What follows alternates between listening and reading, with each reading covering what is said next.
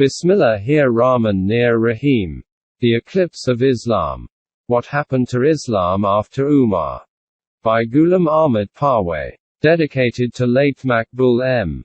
Farhat, former coordinator, Bazam Tolu-e-Islam, London. Part 4. The present Quran is mutilated. Have you noticed how the concept of a Muhaddis was twisted? When salvation was made dependent on the allegiance to a God-appointed Imam, the result was that the Quran lost its significance and there was no importance of the finality of prophethood. However, the matter did not end there. Along with this, such beliefs were popularized that ended the protection and permanence of the Quran. About a number of verses, Kitabul Hujjat of al-Kafi says that they were not revealed in this way. Some examples. About Laqad Ahadna, Imam Jafar Sadiq said that these words were about Muhammad, Ali, Fatima, Hassan, Hussein and Imams from their lineage. Adam forgot this, and by God this verse was revealed in this way to Muhammad. Opening parenthesis. Ash-Shafi, p. 513. In the Quran this verse is like this. And certainly we gave a commandment to Adam before, but he forgot. 20. 115. According to another tradition, Imam Jafar said that verse 67/29 was revealed with this addition. Shortly you will know who is in error. O the group of liars! I inform you about the wilayah of Ali, after me. Now who is in open disbelief. Ash-Shafi, p. 512. In the Quran, this verse is like this. So you shall come to know who it is that is in clear error. 67:29. Another tradition. About verse 70:12, Imam Jafar said that this verse was revealed like this. When somebody asked about the punishment to disbelievers in the wilayah of Ali, and there was no one to salvage them, Imam said that this verse was revealed with the wilayah of Ali. Ash-Shafi, p. 518. This verse is like this in the Quran. A questioner asked about the penalty to befall the unbelievers, which none can repel. 70:1-2. Now the question arises. How were these words revealed but deleted from the Quran?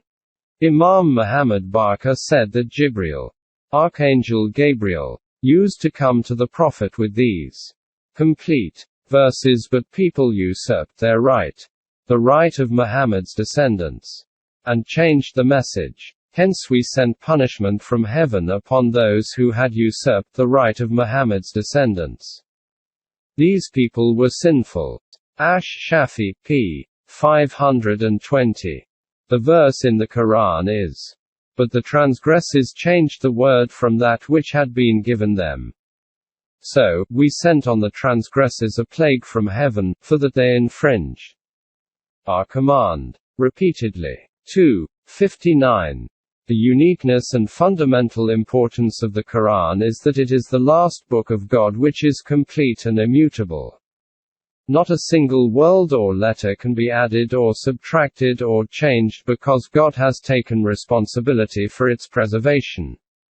We have, without doubt, sent down the message. And we will assuredly guard it from corruption. 15:9. It will shake our very belief if there is any doubt about the authenticity of any word of the Quran. It will become just like the mutilated versions of the revealed books of the earlier prophets, Torah and the Bible. There are numerous such examples in al-Kafi as we mentioned above, according to which the concept of preservation and perpetuality of the Quran is negated. The hidden, concealed meanings of Quran. Now let us talk about those verses about which it is said that they are not changed but they are explained or translated in such a way that we do not find their authentication from the Quran. About their meanings, Imam Muhammad Baqir said that whatever was revealed about Ali, people committed kufr by disbelieving it. Ash-Shafi, Volume 1 p. 513. Another tradition says that the Quran has been changed, according to their belief. Imams acquired knowledge direct from God. This is called ta'wil. We discussed earlier about ta'wil and the hidden meanings of Quran within the context of Ismaili beliefs. For example, about the meaning of Nabar el-Azim in verse 78. 1-2, Imam Jafar Sadiq said that Nabar el-Azim means wilayah. It was asked if it meant wilayah of God. The Imam said it meant wilayah of Amir al-Mu'minin, Ali. Ash-Shafi, Volume 1 p. 514. Similarly, about verse 10. 105. And that you should keep your course towards the religion uprightly. And you should not be of the polytheists. Imam Muhammad Baqir said it means wilayah. Revealed treatises other than the Quran. The issue is not confined to the ta'wil in the meaning of the Quran, but it goes further, as one can see in the following two traditions of the 39th chapter. Kitab al-Hujjat of al-Kafi. Abu Basiri relates that he went to Imam Jafar Sadiq and said he wanted to ask a question in total privacy. The Imam raised the curtain that separated his room from the rest of the house and said, "Now you can ask whatever you want." I asked, "Your Shias say that the Prophet taught one chapter of knowledge to Ali from whom 1,000 chapters were opened to him." The Imam said, "Abu Muhammad, alias of Abu Basir. The Prophet taught 1,000 chapters to Ali, and from each chapter another 1,000 chapters were opened to him." I said, "By God, this is called knowledge." The Imam paused for a while and then said, "Abu Muhammad, we have Jami." I asked, "Imam, tell me what is Jami?" He said, "It is a revealed book which is 70 times longer than the hand of the Prophet who dictated this himself, and Ali wrote in his own handwriting. This contains everything which is allowed and forbidden, and everything that we may need, even about the compensation of a small scratch on body is mentioned in that." Then he put his hand on me, snapped his fingers and said, "Even compensation of this small matter is mentioned." He said this is in a strong voice. I said, "This is real knowledge." The Imam said, "It does not end here." After a little pause, the Imam said, "We also have Jafar. But people don't know." I asked him what Jafar was. He said, "This is a pot from the time of Adam which contains the knowledge of all prophets and Osius, testators, and all the learned persons who appeared in Bani Israel." I said, "This is knowledge." He said, "It does not end here." And, after a brief pause, said, "We have the Mashaf. Treatise of Fatima." People don't know what is the Treatise of Fatima. I asked what that is. This treatise is 3 times voluminous than the Quran. In your Quran there is only one letter that is apparent. Meaning. I said, "By God, this is knowledge." He said that it does not end here. After a pause he said, "We have the knowledge of ma kana wa ma yakan, i.e., what will happen till the day of judgment." I said, "This is knowledge." He said, "There is more." I asked, "What is that?" He said, "We know all about what incidents will occur day and night and sequence of events and what will happen till the day of judgment." The narrator says that he heard Imam Jafar as say, in 128 AH. During the reign of Bani Abbas, philosophers will appear, who will be disbelievers in Islam and unity of God. I saw this in the Treatise of Fatima. I asked him what the Treatise of Fatima was. He said, "When the Prophet passed away, Fatima was in deep grief. God sent an angel to console her, who talked to her. Fatima informed Amir al-Mu'minin, Ali, about the angel. He said, when the angel comes to you next time and you hear its voice, tell me." When the angel came, Fatima alerted the Amir al-Mu'minin, who wrote down all what the angel said. All that was written down in the treatise. Mashaf. Then Imam said that not only about the heaven and hell but all the events up to the day of judgment are written in the Mashaf. Ash-Shafi, Volume 1 p. 270-72. Up to this point, there is no mention of allowed and forbidden as pointed out by Ash-Shafi. However, after 2-3 traditions, it is said. A narrator says, I heard Imam Jafar Sadiq saying, we possess something because of which we are not dependent on people but people are dependent on us. We have a book that was dictated by the Prophet and scribed by Ali. This book enlists what is halal, allowed, and what is haram, forbidden. We know everything that you are going to start and when you complete or end that. Ash-Shafi, Volume 1, p. 273-74. All these commands were brought by the angels who descended at the command of God. How angels came to the houses of Imam. It is narrated by Abu Hamza Thamali that he went to see Ali ben al-Hussein. For a while I waited outside, then I went inside the house. I saw that the Imam was picking something and giving to someone behind the curtain. I asked him, what you are picking? He said, they are small parts of the feathers of angels. When they leave, we collect them and make ta'wiz, amulets, for kids. I asked him, do the angels visit you? He said, yes, they come as soon as I go to bed. Ash-Shafi, Volume 1, p. 407. What is the relationship of Iranianism with these beliefs? Remember, we began with the dialogue between Umar and Hermazan. The latter had said, we were defeated by the Arabs because you have the Book of Allah. We, or any other nation, cannot overcome you as long as you have this book. Quote, later on, we saw how Quran was made to disappear from the practice of Ummah. Now the question arises that all the beliefs and ideas we mentioned in the previous pages are attributed to the Imams who were all Arabs. Then how did Iranianism come into it? These beliefs and ideas are of one Muslim sect, the Shias, and not those of the majority of Muslims. Sunnis. Did the Quran disappear from their practice too, and if so, how did it happen? These questions are very important and require thorough study and deep understanding. I would like to emphasize again that I am neither Sunni nor Shia. I do not belong to any sect. I am a student of the Quran. My belief, rather my conviction, is that this great book of God is the only authority in deen and the standard or measure to judge truth and falsehood, right and wrong. In my view, any belief, any idea of any sect or school of thought that goes against this is not genuine, even though it is attributed to our respected elders of any sect. In this respect, my stance is that I see any such attribution as malicious and say that those elders would not have said that. The ideas and beliefs about which we referred to in the preceding pages were all attributed to the Shia Imams.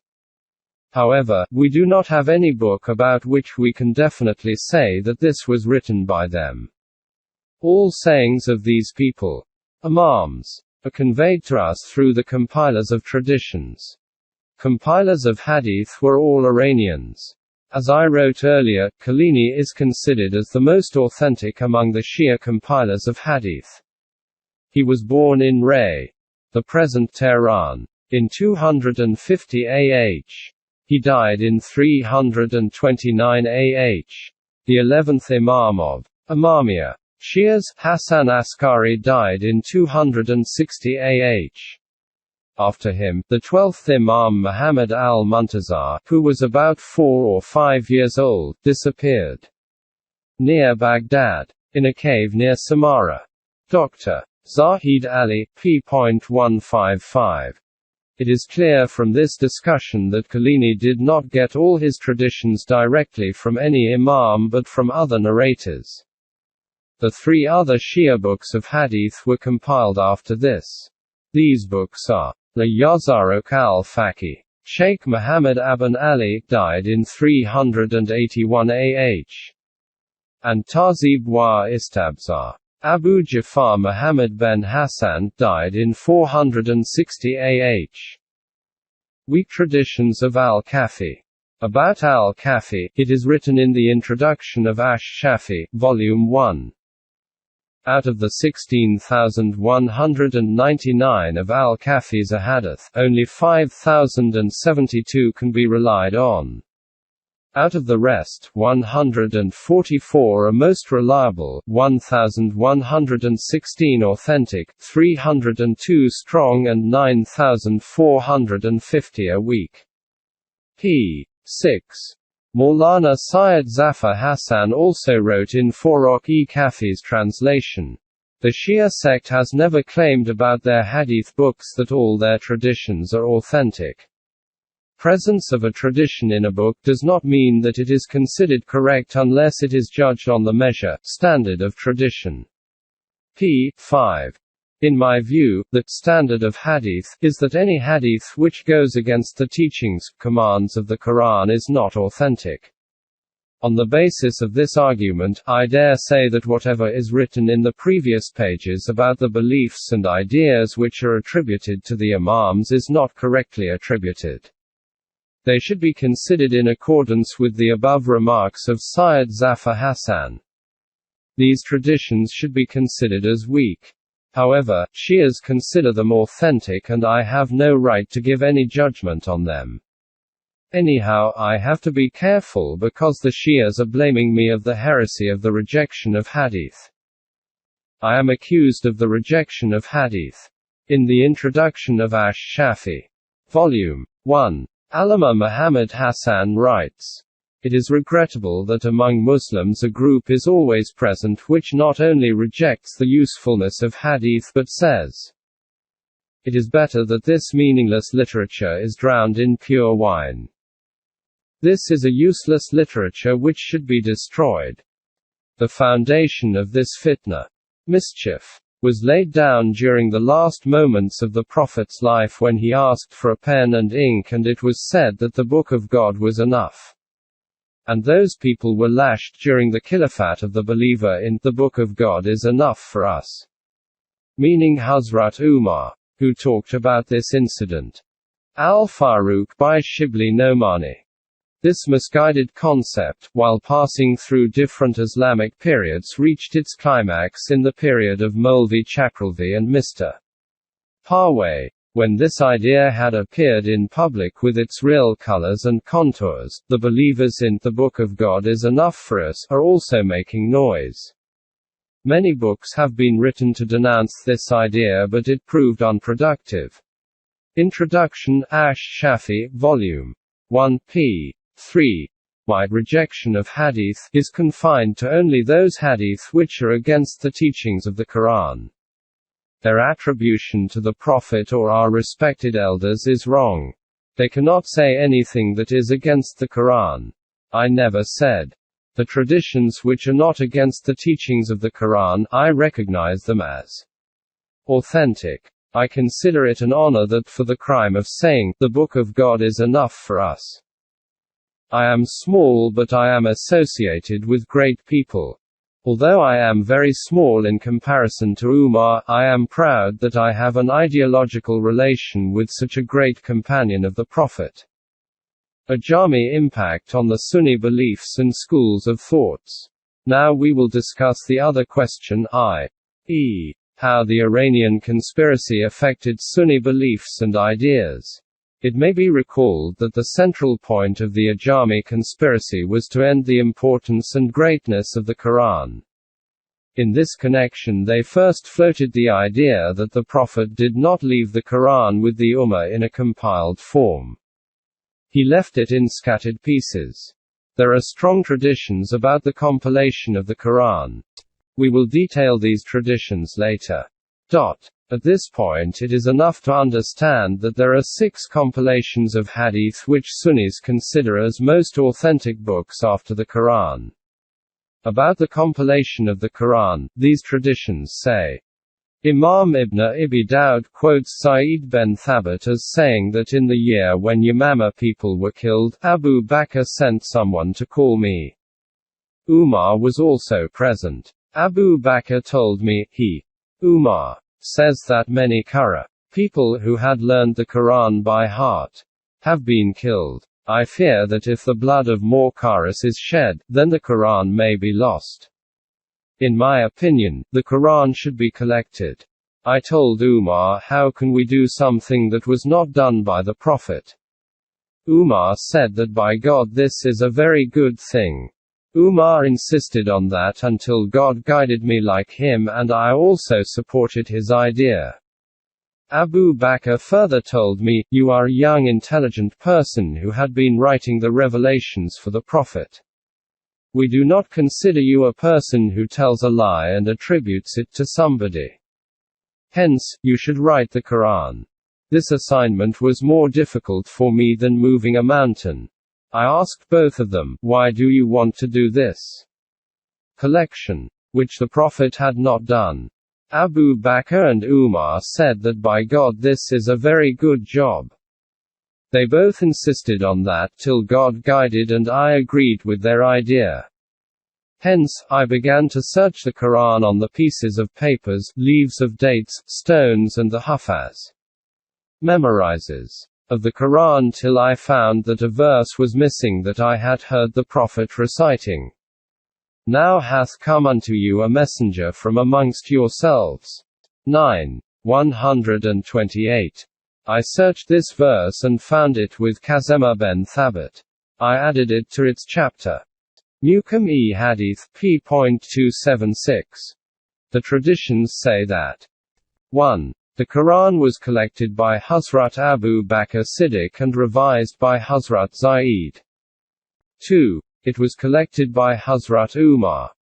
3. Not even Hazrat Umar but by Hazrat Osman as mentioned in the 4th chapter titled Hasbuna Kitaballah. According to these traditions, certain verses were not collected, and after research it was discovered that those verses were eaten by the goat of Hazrat Aisha. About the verse of Rajam, stoning to death, Hazrat Umar insisted that in the lifetime of the Prophet it was part of the Quran. During his Khilafah, when he was told to include this verse of the Quran, Umar said that he will not include them in the Quran, but the command in this verse will be implemented. Consequently, punishment for adulterers was stoning in accordance with this verse. The Quran compiled by Abu Bakr or Umar was with Hazrat Hafsa. In his reign, Marwan burnt this compilation. Other traditions say that it fell down in a well. Whatever is the case, the Ummah was deprived of this copy or copies of the Quran. About the compiled copy of Hazrat Osman, Imam Ibn Abi Dawud, in his book Kitab al-Masahif, writes, after collection was completed, Hazrat Osman saw it and said, you have done a great job. However, I can see some mistakes, but don't worry, the Arabs will correct them through the dialects. Linguistic habit.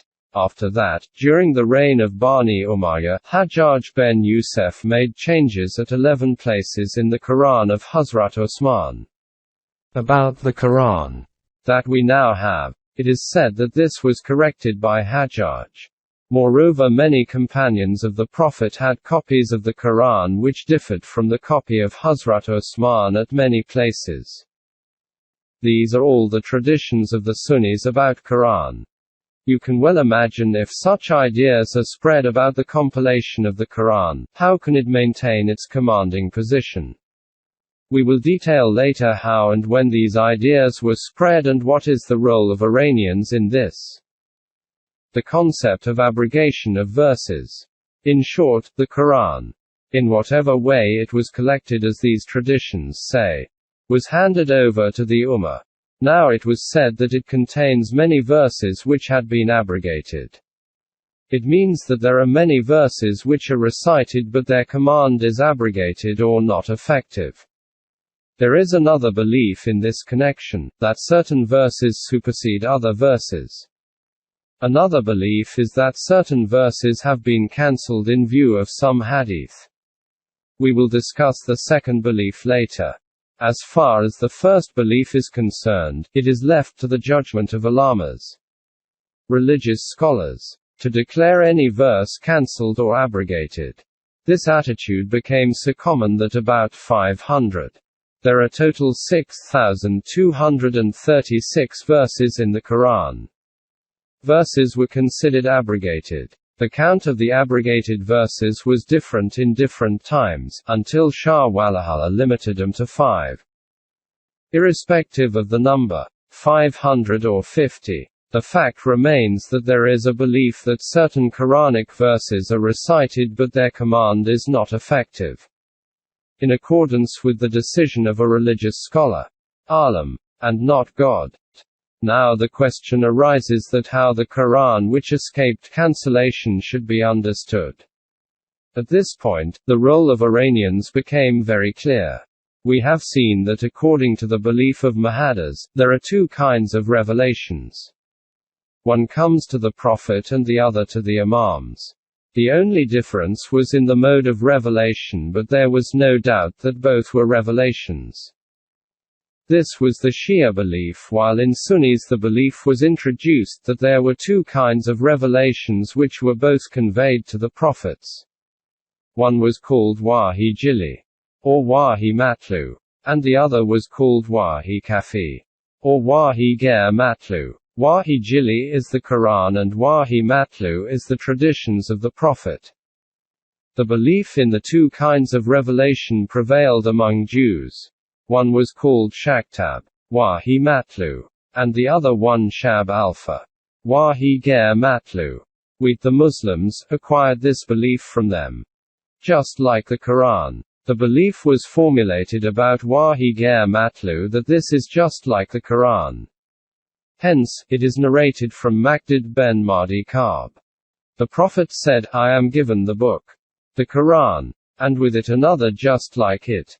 Another book like Quran. Shortly one man will appear, who will say, follow that Quran too. Whatever is halal, allowed, in that consider halal, and whatever is haram, forbidden, in that consider haram.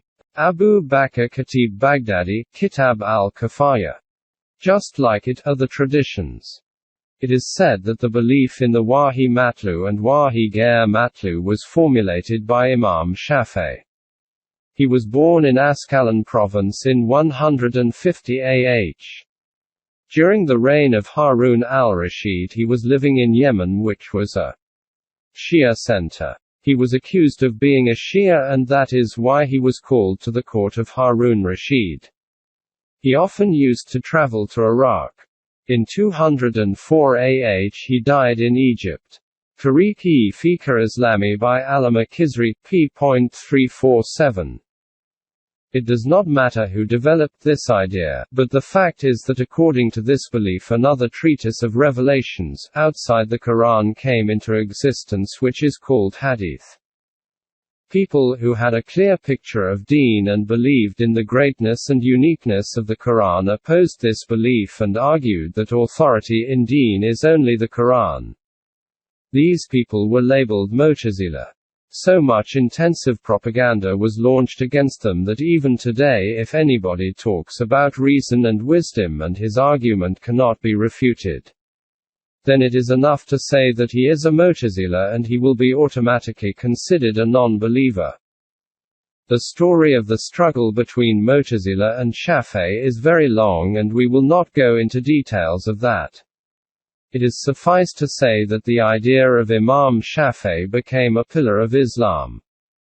Read carefully about the status that the traditions got because of this belief. The status of tradition. Hadith. In his book Jamaat-e-Islami ka Nazariya-e-Hadith, Jamaat-e-Islami's concept of Hadith, Maulana Muhammad Ismail, former president of Jamiat-e-Ala Hadith, writes, after research and authentication the Hadith has got the same status as that of the Quran. As a matter of fact, the rejection of Hadith has the same impact on faith and deen that the rejection of the Quran has.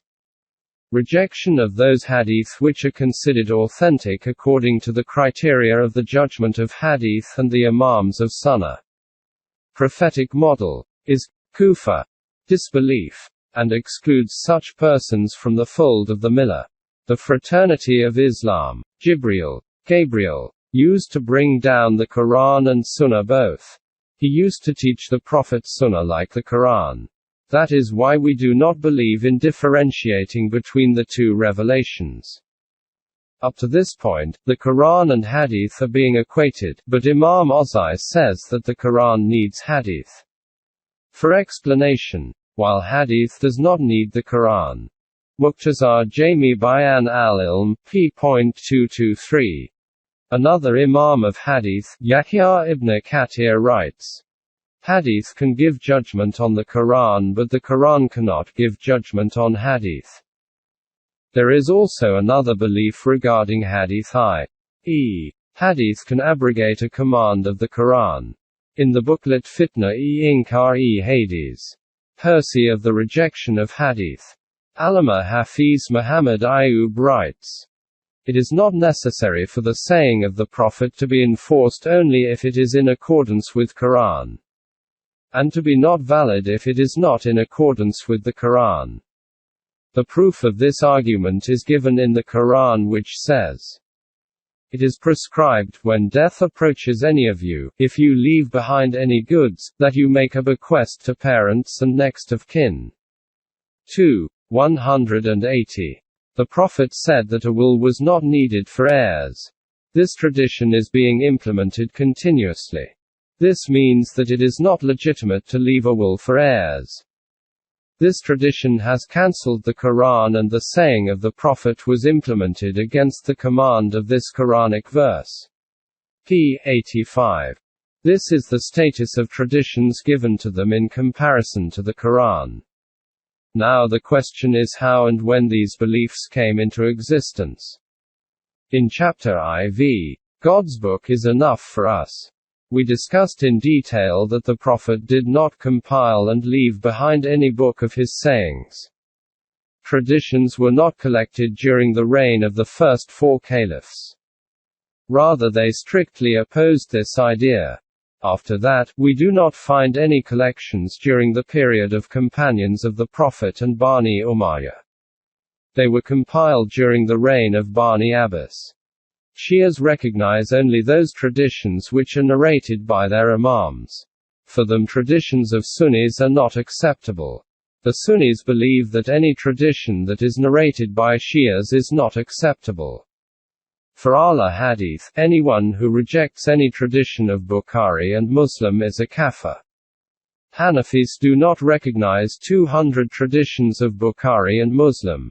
Imam Bukhari, who is considered as the most authentic collector of traditions, collected 600,000 traditions but accepted only 6 or 7,000 and rejected the rest. Other collectors did the same. All collectors of traditions, ahadith, were Iranians. The Sunnis accept 6 of these books as the most authentic. You will be astonished to know that, like the Shia books of traditions, the collectors of these traditions were all Iranians. This chart shows 1. Name of the Hadith collector. 2. Number of traditions collected. 3. Number accepted as genuine traditions. 1. Imam Muhammad Ismail Bukhari. Collected 600,000. Accepted 2,762. D. 256 or 260 AH resident of Bukhara. 2. Imam Muslim ben Hajjaj. Collected 300,000. Accepted 4,348. D. 261 AH resident of Nishapur. 3. Imam Abu Musa Muhammad Tirmizi. Collected 300,000. Accepted 3,115. D. 279 AH resident of Tirmiz. 4. Imam Abu Dawud. Collected 500,000. Accepted 4,800. D. 275 AH resident of Sistan. 5. Abu Abdullah ibn Majah. Collected 400,000. Accepted 4,000. D. 273 AH resident of Qazwin. 6. Imam Abdul Rahman Asai. Opening parenthesis. Collected 200,000. Accepted. 4321. D. 303 AH resident of Nissa village in Khorasan province. After deleting duplication of traditions. Just think over it, not a single collector of the traditions is Arab but all Iranians, who had no written material to rely on. All traditions are based on verbal statements or narrations. These traditions were collected about 200 and 250 a year after the death of the Prophet without any written record but only on verbal statements. According to his own statement, he collected 600,000 but decided to retain 2,700 and 2,800 in his collection and rejected the rest. Those traditions listed in his books are considered equal to the Quran and can even cancel or supersede the Quranic commands. Their rejection is kufr. At this point, we will not go into details about the type of traditions found in these collections. However, hereunder are some examples of traditions collected during the reign of Abbasis. Love of Abbasis. The Prophet said, "No one will be considered a believer unless that person loves Abbas and his descendants." To G. al-Nasr, page 17. Also in Jami al-Bayan. Ibn Kathir has also recorded this tradition. Part 25, Commentary on Surah Shura, page 13. Obviously, the motive behind such traditions was political. Numerous such traditions are present in these books which say, "The Prophet said, you should love God because of his blessings on you, love me because of the love of God and love my Ahl Bayt because of my love." Tirmizi, quoted from Ibn Kathir, Surah Shura. Another example. The Quran says, "Say, no reward do I ask of you for this except the love of those near of kin." 42:33. In explaining this verse, Ibn Abbas said, "The Prophet had blood relations with all the Quraysh. God pronounced through him that he did not want any reward for the preaching of Quran but accord me only the treatment of a relative." After this, Imam Tirmizi quoted this saying of Sa'id ben Jabbar. In this verse Qurba means the descendants of Muhammad peace be upon him. It means that he did not want any reward for his preaching but only the love of his descendants. All sides are included in this. Companions of the Prophet became apostates. Ibn Abbas relates this sermon of the Prophet. "You will be resurrected barefoot, naked and without circumcision." Then the Prophet said, "When some people from my ummah will be taken by the angels towards hell, I will say, O my God, these people are my companions. A voice will come from God, you don't know what they did after you. In response I will say, I was a witness of them while I dwelt among them, and when thou tookest me thou was the watcher over them. Thou art witness over all things." 5:117. God will say, Muhammad, "These people became disbelievers after you." Bukhari, Kitab al-Tafsir. Earlier, we mentioned a Shia tradition that said that only 3 or 5 individuals remained Muslim after the death of the Prophet. That was a Shia tradition and this is a Sunni tradition in Bukhari. What has been written above about the compilation of the Quran is all found in these books of traditions. And the traditions that say that after the death of the Prophet all his companions became unbelievers, are also found in these books. Mind it, that all these books are not of Shias but of Sunnis and authentic to the extent that, according to their belief, rejection of any tradition will excommunicate a Muslim from the fold of Islam. Imam Ibn Jarir Tabari. Now, it was not difficult to raise a new edifice of Islam on the basis of the books of traditions. This job was done by a Sunni Imam, Muhammad Jarir ibn Jabri. The word Imam has a special meaning for Shias but Sunnis call their scholars Imam, such as Imam Bukhari, Imam Tabari and Imam Abu Hanifa. About Imam Tabari, Allama Tamanna Ahmadi says, Ibn Jarir was a native of Amal in Tabaristan. He was born and raised there. After completing his education he left home and searched knowledge for 44 years. He was Shia but called himself Sunni because of taqiyya. His grandfather's real name was Rustam, but was named Yazid after embracing Islam. He used to write his name as Muhammad ben Jarrah ben Rustam on the books which he wrote specially for Shias. While for his books for the non-Shia Muslims he used to write his name as Muhammad ben Jarrah ben Yazid. Shias do not accept that he was Shia. He was born in 224 AH and died in 311 AH. Imam Tabri wrote a 30-volume commentary on the Quran in which he relevant traditions under every verse. This method meant that this commentary was not written by Imam Tabri but it is from the Prophet himself. What is the result of this methodology? Now only that explanation of Quran is considered authentic that is written by Imam Tabri. It is very obvious that when it is said that the Prophet has explained a verse, no Muslim will dare challenge that meaning or say that he has a better understanding of this verse. No Muslim will have the courage to challenge the commentary of Tabri while at the same time no Muslim would tolerate that challenge. Consequently, the explanation of the Quran has been confined to Tafsir-e-Tabri and all doors of critical analysis have been closed. Therefore all the commentaries, interpretations, of the Quran written after Tabri duplicate the same pattern and whoever dares to challenge this is declared rejecter of traditions, and of prophethood and an unbeliever. Imagine, just one action confined the Quran the beliefs and ideas which were written in the books that were compiled by the Imams. Imam Tabri's history. Another way to portray Islam at the time of the Prophet and his companions was to write an authentic history of that period. But Imam Tabri blocked this path by writing a 13-volume book of history, which is considered as the most authentic history by the Sunnis. Tabri's explanation is called the Mother of Explanations and his history is called the Mother of History. All history books written subsequently are based on Tabri's work, in which he adopted this method. To support his explanation of the Quranic verses, he listed all events of the time of the Prophet and his companions.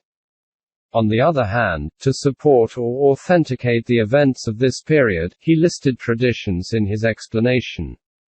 In this way, Tafsir-e-Tabri and Tariq-e-Tabri became the most authentic books for the era of the Prophet and his companions. And the Islam based on these books moved forward. Tolui Islam Trust 25B, Gulberg 2, Lahore, Pakistan. Tolui Islam@gmail.com